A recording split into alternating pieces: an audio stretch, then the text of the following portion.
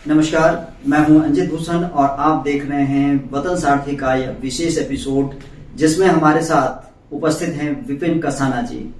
विपिन कसाना जी जो कि DLF ward number 33 के निवासी भी हैं और यहाँ के समाज सेवी भी हैं और यह भाजपा में जिला उपाध्यक्ष किसान मोर्चा पद पर हैं और सक्रिय रूप से समाज में काम कर रहे हैं।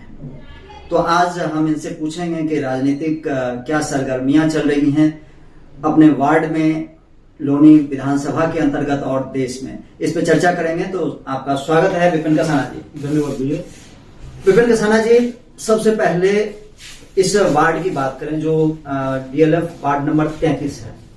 पिछले 2 शतक दर्श कहा जाए आपका जो सत्र रहा है निगम का, आपके भाजपा के पार्षद रहे हैं, लेकिन यहाँ की जनता उस सुविधा को नहीं भोग पा रही है जो उसे मिलना चाहिए सभासद के माध्यम से।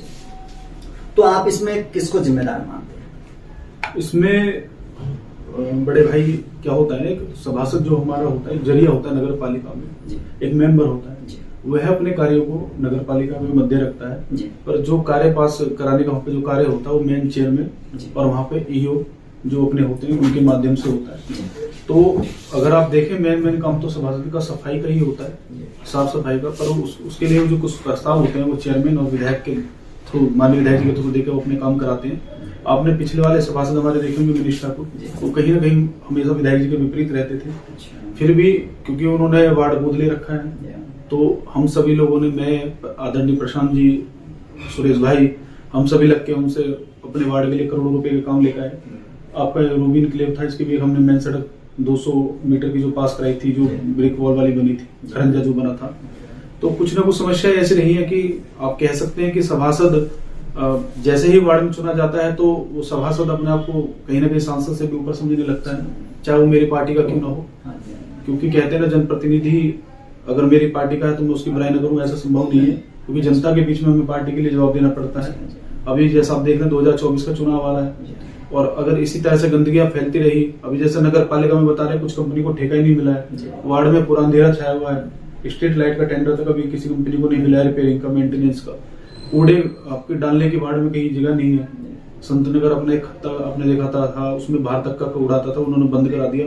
पर अभी हमारे वार्ड का जो कूड़ा हम डेली इकट्ठा करते हैं उसको डालने के लिए हमारे पास जगह नहीं है। अगर यहाँ से हम कूड़ा निठोरा लेके जाते हैं तो अगर एक ट्रैक्टर वहां पर हम खाली करने में जाते हैं तो सुबह से लेकर शाम तक का समय हो जाता है।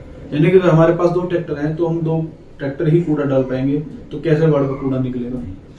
ये बहुत बड़ी हमारे वार्ड में जो समस्या मेरे सामने भी आ रही है, इसलिए है।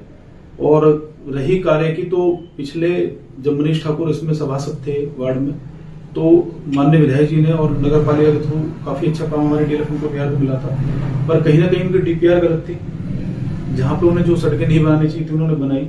आप इन्हें देख सकते हैं, जैसे कमर्शियल मार्केट वाली एक सड़क अपनी उन्होंने काली बनाई, बिगड़ नाले की उन्होंने सड़क बना दी। उसका हाल ये रहा कि वो सड़क ज्यादा से ज्यादा 6 महीने में खत्म हो गया। तो कहीं ना कहीं प्रतिनिधि को भी जरूरत है उस पर ध्यान देने की, सही आकलन का अभाव कहीं ना बिल्कुल कि आग बंद के कहीं भी आप काम नहीं करा सकते। इससे अच्छा आप उसको इंटरलॉकिंग करा लेते तो बन जाती है।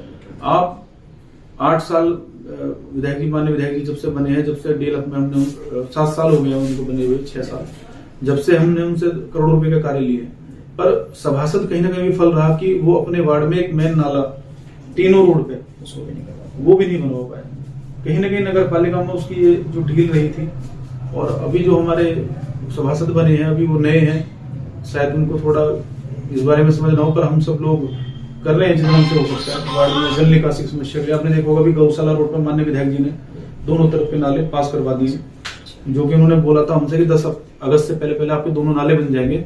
तो इससे कहीं ना कहीं आपके इस क्षेत्र की आधी जनसंख्या जो है, जल निकासी की जो समस्या, रोड पर जलभराव है, तो बिल्कुल खत्म हो जाएगा। जैसा कि देखिए, अगर हम बात करें कि जब कभी दिल्ली में हम बैठते हैं और डीएलएफ शब्द का प्रयोग करते हैं, डीएलएफ में कोई व्यक्ति रहता है तो लोगों के मन में लगता है हाँ जी अच्छी कॉलोनी में रहता होगा, लेकिन जो लोग यहाँ रहते हैं उनको कहीं ना कहीं इस बात का टीस रहता है कि मैं डीएलएफ में जरूर हूँ, लेकिन उस कॉलोनी का भी जैसा माहौल होना चाहिए, स्वच्छता की, इन सभी सुविधाओं से वो वंचित हैं। कई बार तो लाइट की समस्या से वो परेशान हो जाते हैं और कई लोगों ने मुझे बताया कि वो मकान खाली करके जा रहे हैं। क्यों जा रहे हैं भाई? तो यहाँ स्वच्छता, पानी निकासी और बिजली की समस्या है। जी। तो ये डीएलएफ अंकुर विहार की जो दुर्दशा है, जबकि आपका निगम पार्षद, आपके विधायक, आपके सांसद तीनों सामंजस्य कहीं न कहीं गड़बड़ी रही है, जिसके कारण यहाँ की जनता को ये समस्याओं का सामना करना पड़ा है। इसके लिए आप क्या मानते हैं कि क्या ये सही बात है? नहीं, ऐसा मैं ये इसलिए नहीं कह सकता क्योंकि अगर सामंजस्य की कमी रहती है तो वार्ड में उसका कोई ज्यादा असर पड़ता नहीं है, क्योंकि मैंने अभी जैसा आपको पूर्व में बताया कि मैंने खुद विधायक जी से ही कम से कम 26 से 27 गलियां बनवाई है, जो कि मैं आपको दिखा सकता हूँ। और नगर पालिका से भी हमने काम कराया है, ऐसी बात नहीं कराया। माननीय सांसद जी ने भी 2015 में यहाँ पे एक आरसीसी सड़क बनाई थी डीएलएफ चौकी की, जो आप देख रहे हैं आज तक भी चल रही थी, अच्छी सड़क है। कहीं ना कहीं समस्या क्या रही है डीएलएफ के अंदर कि डीएलएफ को एक हब बना दिया गया कमाई का। डीएलएफ जिस हिसाब की कॉलोनी थी उस हिसाब से बसी नहीं। डीएलएफ एक कोठी टाइप की एरिया थी जिसके हिसाब से डीएलएफ ने उसको प्रिपेयर किया था। यहाँ पे करीब करीब 3000 परिवारों के आसपास रहने की जो सुविधाएं डीएलएफ ने दी थी। अब उसमें क्या हुआ, एक तो आपके बिल्डरों ने जैसे भी करके वो 2 मंजिल से 3 मंजिल कराया, 3 मंजिल से 4 मंजिल करा के, और लोगों को एकदम ऐसे हब बना दिया कि आपका बिल्डिंग में 20-20 फ्लैट अरेंज बना दिए। तो कहीं ना कहीं क्या होता है कि जब ओवरलोडेड कोई चीज हो जाती है तो कहीं ना कहीं वो बिखरती है, और वही आज हो रहा है। बिल्डरों ने अपना बिल्डिंग में भी आप देख सकते हैं कि उनका किस प्रकार का कार्य रहा है। मटेरियल्स की शिकायतें मटेरियल की रही है। किसी बिल्डिंग, आज कोई बिल्डिंग 5 फुट गड्ढे में चली गई है, कोई 5 फुट ऊपर है। तो इस तरह का मतलब अनप्रिपेयर काम जो बिल्डरों ने यहाँ पे किया है, कहीं ना कहीं उनको ध्यान देने की जरूरत है। कम से कम अगर वो अपनी बिल्डिंग बनाते हैं 2-2.5 करोड़ रुपए 3 करोड़ रुपए के खर्च होते हैं, क्या 10 लाख रुपए लगा के उसके सामने सड़क नहीं बना सकते? क्या वो एक स्ट्रीट लाइट नहीं लगा सकते? क्या एक पेड़ नहीं लगा सकते? मैं आपको पूरे वार्ड के अंदर चैलेंज करके दिखा सकता हूँ कि एक बिल्डर ना कोई प्राइवेट लाइट लगाता है, ना कोई पेड़ लगाता है। वो पेड़ काट देंगे। पर आपका डीएलएफ अंकुर विहार, मैं आपको बता दूं, मैं यहाँ पे पैदा हूँ। मैं इस वार्ड की एक एक गली के, मतलब मुझे पता है इस गली में क्या था। एक एक गली में इतने पेड़ थे यहाँ पे डीएलएफ अंकुर विहार में, मतलब बहुत हरियाली थी, और एक एक पार्क वेल मेंटेन था यहाँ पे। पर यहाँ पे बड़ा भ्रष्टाचार हुआ है, जिसके खिलाफ माननीय विधायक जी भी पूर्व से ही आवाज उठा रहे हैं। पर अब कुछ ना कुछ समस्या पिछले सत्र में जैसा कि हमने देखा कि आपके बीजेपी के ही चेयरमैन थे और बीजेपी के विधायक थे, लेकिन दोनों में जो मतभेद था, जिसका खामियाजा कहीं न कहीं यहाँ की जनता को भुगतना पड़ा, ये भी लोगों की चर्चा का विषय है। तो इसको आप कैसे देख पा? इसमें हमारी पार्टी के चेयरमैन है, हमारी पार्टी के विधायक है। माननीय विधायक जी के बारे में मैं बता दूं, उनका जब से हमसे जुड़े हुए हैं तो उनका एक ही कहना था कि कोई भी काम हो पारदर्शिता पाओ। अभी कोई बता रहा है जी ठेकेदार भाई साहब काम की, जब हम गुणवत्ता चेक करते हैं तो कहते हैं भाई साहब हमें तो इतने पैसे वहां देने पड़ते हैं, 4% हमसे सभासद ले लेता है, इतने पैसे हमसे ईओ ले लेता है, इतने पैसे हमसे फलाना ले लेता है, जई ले लेता है। तो अब आपने अगर 50 लाख रुपए का टेंडर छोड़ा, अगर 50 लाख रुपए में से वो 20 लाख रुपए कमीशन नहीं दे देगा तो 30 लाख रुपए में कैसे सड़क बनाएगा, जिसमें कि उसे खुद के लिए भी पैसे बचाने हैं। तो इस बात को आप स्वीकार करते हैं कि भ्रष्टाचार, कमीशन खोरी प्रॉपरली चल रहा है एक चेन की तरह से? अभी भी मैं मानता हूँ कहीं ना कहीं नगर पालिका में आप देख सकते हैं कि किस तरह से कंपनियां टेंडर छोड़े पड़ी है। आप देख सकते हैं कि सफाई वार्ड अपना लोनी से बिल्कुल एकदम ऐसे गायब है। हालांकि लड़के मेहनत कर रहे हैं, जो कर्मचारी बेचारे लगे हुए हैं, मैं ये नहीं कह रहा वो बहुत मेहनत करते हैं, पर कहीं ना कहीं एक सिस्टमेटिक नगर पालिका में काम है नहीं। आप मोदी नगर पालिका चली जाइए, वहां पर व्यवस्था देखिए कितनी अच्छी, आपको कहीं कूड़ा नहीं दिखेगा, कहीं जल भराव नहीं दिखेगा। आखिर ऐसा इस नगर पालिका में ही क्या कमी है कि जो हमेशा जल भराव की स्थिति या गंदगी जो फैली रहती है? अब बात करते हैं पिछले मैं काफी समय से देख रहा हूँ कि आप बहुत मेहनत कर रहे हैं इस जनसेवा के लिए। आप लगातार लगे रहते हैं, विधायक जी के माध्यम से भी यहाँ पे फंड रेज करवा कर यहाँ लाते हैं, ये मैंने देखा है। तो आपने टिकट की मांग भी की थी, तो क्या कारण रहा कि आपको पिछले बार भी टिकट नहीं मिला, इस बार? तो किसको आप इसमें मानते हैं कि भाई जिम्मेदार है, या कहाँ आपसे चूक हुई? देखिए, टिकट का फैसला एक संगठन पूरा करता है। मैंने अपना बेस्ट दिया था, मैंने पार्टी के लगभग सभी कार्यक्रम किए थे। लखनऊ तक मैं पार्टी के लिए काम करता हूँ। कहीं ना कुछ ऐसा रहा होगा कि कुछ जातीय आकलन जैसे मेरे वार्ड में चला था कि जनरल पे जनरल को लड़ाई, ओबीसी पे ओबीसी को लड़ाई। तो कहीं ना कहीं मुझे लग रहा है कि इसी भाव में कुछ टिकट की फेरबदल हुई। नहीं तो संगठन से मुझे उम्मीद थी कि मुझे इस बार वार्ड में सेवा करने का मौका देंगे, और मुझे मिलता तो मैं इस चीज को बिल्कुल कह सकता हूँ कि मैं शायद अब तक जल निकासी की जो समस्या है वो प्रॉपर हल कर देता है यहाँ पर। तो अभी क्या विकास कार्य आपके, क्योंकि विधायक जी के आप काफी समीप हैं जैसा कि मेरे जानने में आता है, तो आप क्या क्या विकास कार्यों की अभी जो लिस्ट आपके पास है उसके बारे में थोड़ा बताएं? देखिए, सबसे पहले मैं आपको बता दूं, मैं विधायक जी के लिए 2013-14 में माननीय विधायक जी से जुड़ा था, जब वह जिला अध्यक्ष थे। तब से हम उनके साथ में काम कर रहे हैं। और किसी व्यक्ति ने आज तक शायद उनको ये नहीं किया होगा कि भाई आपका एक कार्यकर्ता है वहाँ पे विपिन कसाना, वो इस तरह के गलत काम करता है। तो कहीं ना कहीं उनको लगता है, तो उस प्रकार का सम्मान वो मुझे देते भी हैं। और उनके लिए भी मैं एज ए कार्यकर्ता दिन रात लगा रहता हूँ। जहां मुझे जरूरत होती है मैं उनसे बेझक उनके सामने अपनी बातें रखता हूँ और वो मेरी बातें सुनते भी हैं। और पार्टी में भी माननीय जिलाध्यक्ष जी या माननीय सांसद जी जो भी हैं, मैं आज तक जिस काम के लिए उनके पास गया हूँ, मेरे लिए कहते हैं उस काम को मैं कराता हूँ। अब जो मैंने लक्ष्य बना रखा है वो हमारी 3 लाइफलाइन है। अपना गौशाला आपने देखा होगा, इस पर नाले तो पास हो गए, टेंडर आ गए हैं। इसके बाद में एमएम रोड पे हमने एक तरफ की नाली चुनाव से पहले बनवा दी थी। अभी दूसरी तरफ के नाले के लिए माननीय विधायक जी को हमने लिखित में दे दिया, उन्होंने भी लिखित में जीडी को दे दिया है, इसका लेटर भी मेरे पास में है। उसके बाद में जिंदल रोड जो है माननीय विधायक जी ने पीडब्ल्यूडी से लगवा दिया है, तो उसका भी एस्टीमेट 3.5-4 करोड़ रुपए का लमसम बैठा है। तो ये जो 3 लाइफलाइन हमारी अगर प्रॉपर हो जाएंगी तो उससे क्या रहेगा ना, अपना जितने भी ब्लॉक है, चाहे A block, B block, C block, D block, E block, ये सारे जब कनेक्ट हो जाएंगे तो इनमें जल भुलाव की जो स्थिति वो खत्म हो जाएगी।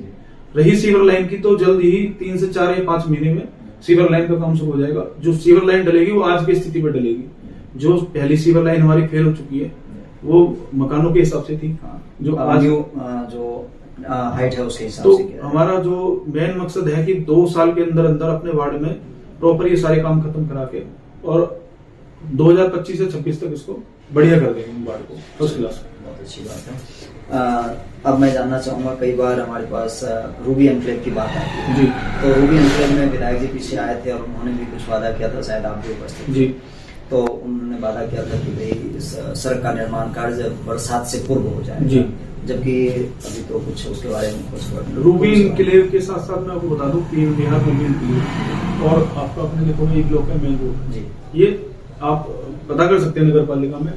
तो नगर पालिका में भी इसका एस्टीमेट माननीय विधायक जी ने चुनाव से पहले ही दे दिया था, पर वो चुनाव के कारण थोड़ा स्थिति हो गया। तो अभी पता चला है कि सीवर का काम पहले इन कॉलोनियों में होना है, एक गली में सीवर डलना है, जो कि बहुत बड़ा काम है। 55 किलोमीटर की लाइन पूरी लोनी में आई है, जिसमें सबसे पहले अपने डेलफोन को बिहार वार्ड का माननीय विधायक जी ने दिया है, क्योंकि सबसे अगर खराब स्थिति देखें तो इस वार्ड में जल निकासी की है। तो अगर सीवर का हमारे सामने रहता है कि 2 से 3 महीने में सीवर बन जाएगा, तो हम अभी सड़क को होल्ड करके रखे हुए हैं। अगर लगता है कि ये नेक्स्ट ईयर जाएगा तो उससे पहले हम अपनी सड़क बनवा लेंगे रूबी एनक्लेव की। ये माननीय विधायक जी ने मुझसे बोल दिया था कि आप कहेंगे उनकी निधि से और आप कहेंगे नगर पालिका से उस काम को करा देंगे। अब चलते हैं हम देश की ओर जी, क्योंकि संसदीय चुनाव अवसर पे आ चुका है और 2024 में खूब तैयारियां चल रही हैं। विपक्षी पार्टियां भी तैयारी कर रही हैं और विपक्ष ने तो एक अलायंस बनाया जिसका नाम इंडिया रख दिया और उनका कहना है कि इंडिया का विरोध कौन करेगा। तो अब आप बताएं, इंडिया को और एनडीए को आप कहां देख पा रहे हैं? देखिए, एनडीए माननीय मोदी जी के नेतृत्व में चलती है।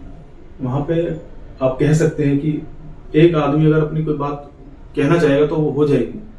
इंडिया में क्या है, नाम तो उन्होंने इंडिया रख दिया है, पर आपने देखा होगा देश को बांटने का काम किन्होंने किया है, और जाति धर्म के आधार पर, कभी मुस्लिम, कभी यादव, कभी राजपूत, कभी गुर्जर, कभी ब्राह्मण, कभी जाट। इनका मकसद शुरू से ही रहा है।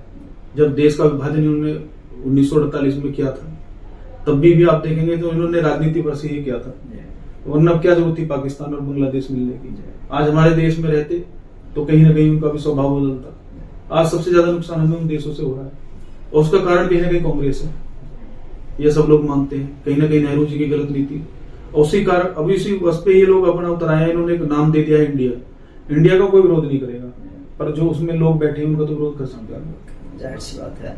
अब लास्टली हमारा ये है कि आप अपने क्षेत्र की जनता और अपने कार्यकर्ताओं से क्या कहना चाहिए? देखिए, मैं आपका छोटा भाई हूँ, आपका बालक हूँ। शुरू से ही मैं, आपने देखा होगा 2017 से पहले ही मैं आपकी सेवा कर रहा हूँ, और मैं इतना मानता हूँ कि अगर मेरे पास कोई किसी कार्य के लिए आया है, अगर मेरे पे नहीं होता, पर मैं उसके लिए कोशिश करता हूँ। और मैं ये वादा दिलाना चाहता हूँ, आप जिस काम के लिए मेरे पास आएंगे, उस काम को मैं दिल जान से बिल्कुल एकदम लगकर कराऊंगा। और मेरी पूरी कोशिश ये रहेगी, मुझे जरूरत नहीं है किसी जनप्रतिनिधि की, मैं बिल्कुल सक्षम हूँ आपके लिए भागदौड़ करके किसी अधिकारी से काम कराने के लिए। और जहां तक मुझे विश्वास है, माननीय विधायक जी और माननीय सांसद जी कहीं ना कहीं मेरी बातों को जरूर सुनेंगे, और मैं उनसे इस डीएलएफ वार्ड के लिए जितना हो सकेगा उतना कार्य कराऊंगा। चलिए, बहुत अच्छी बात है, बहुत बहुत धन्यवाद। तो ये थे हमारे साथ विपिन कसाना जी, जो कि अपने डीएलएफ वार्ड में दिन रात मेहनत करते हैं और भारतीय जनता पार्टी को और अच्छी मुकाम पर ले जाने का प्रयास करते हैं। तो विपिन कसाना जी बहुत बहुत धन्यवाद। धन्यवाद। जय हिंद, बड़े भाई, जय भारत, जय हिंद, जय भारत, वंदे मातरम। जय श्री राम।